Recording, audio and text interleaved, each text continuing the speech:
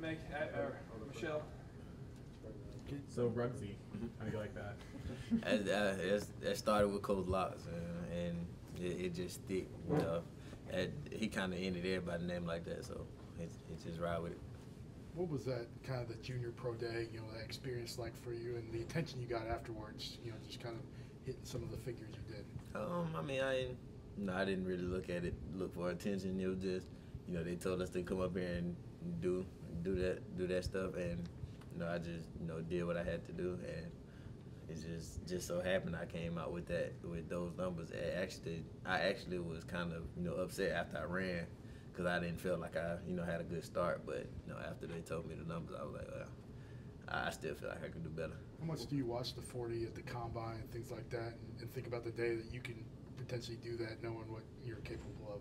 I just kind of look at it and try to compare myself to guys, and just look at this guy's this weight and this, look at the things that he's done, and so I just try to compare myself and just know that I can try to do better. What kind of kid did you get if you had a good start then? If you got a 4.25 and a bad start? That we'll have to wait and see, but I feel like I have one of the fastest 40s. What's it like a new receivers coach for this? What's it like kind of getting to know him and understanding what he wants to do? Well, Wiggins was he was a guy that we all the group clicked with right off the bat. We got good relationships with him right off the bat. He called meetings early before workouts and things like that, just to build a relationship, kind of watch a little film and get to know the playbook. And like I said, that developed a great relationship. We already had good relationships within the receivers because we didn't lose much. And we just with a new coach and new system, you have to build that relationship and trust each other before we can even go into practice, and that's what we did.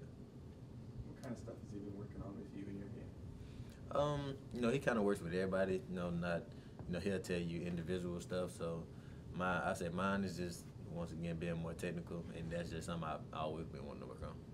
Just like kind of crispness in your routes and that kind of thing? Yeah, pretty much, and not, try to play at my top speed the entire game. When you say not play at your top speed, is it hard to try to harness that sometimes and not try to run 4, 2, 5 every time you're? I feel like that could be one of my best, assets as a player, as a receiver, is my quickness and, my long field speed. So, I try to play, I'm trying to, play consistently at that 4-2 and do everything at that level. How much of an asset is Tyrell Shavers to this team, kind of built in a different model than the rest of the receivers and the taller guy?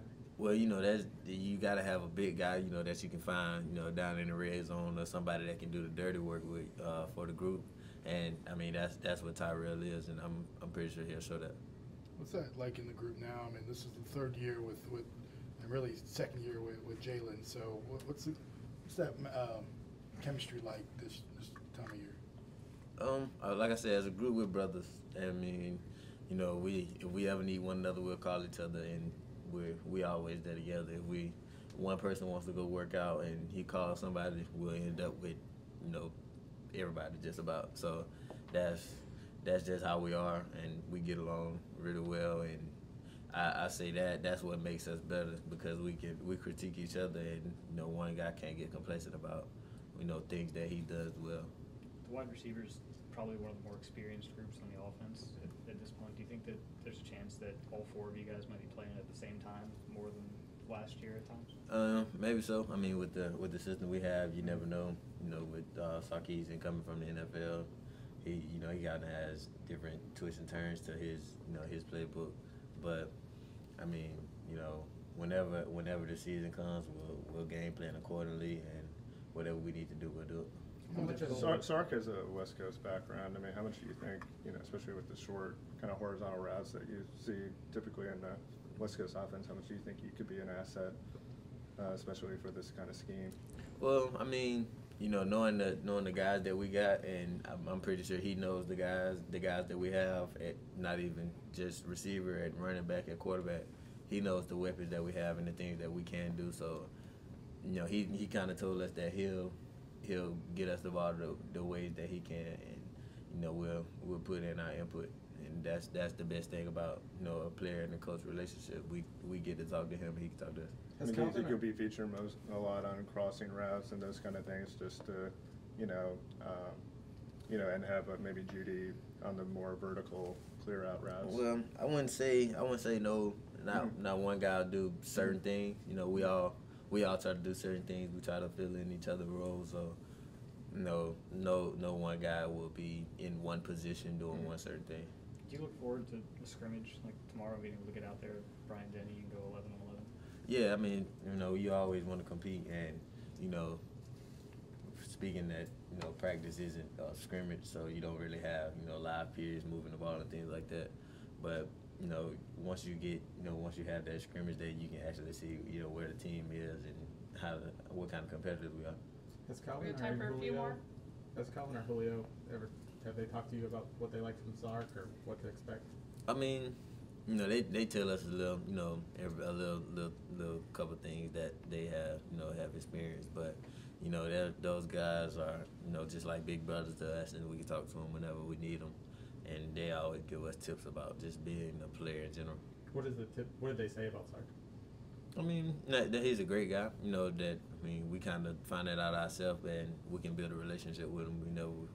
Whenever we need him or we have a question about something, we can go into his office and talk to him and call him up, and that's he's lived up to that. You talk about Coach Wiggins and kind of getting to know him. What's that process been like with all the new coaches? Really, kind of, do you feel like they've gotten to know you on a more personal level too? And what's that connection? Yeah, like I said, Wiggins, he kind of called receiver meetings, at different times of the day, just to have us come up and just do little things to have just have breakfast or have lunch or something, so we can get kind of talk it out and do different things. So I kind of say that helped our relationship, and with all the coaches, that's all it is, just talking to them and getting to know them, popping in and out of the offices.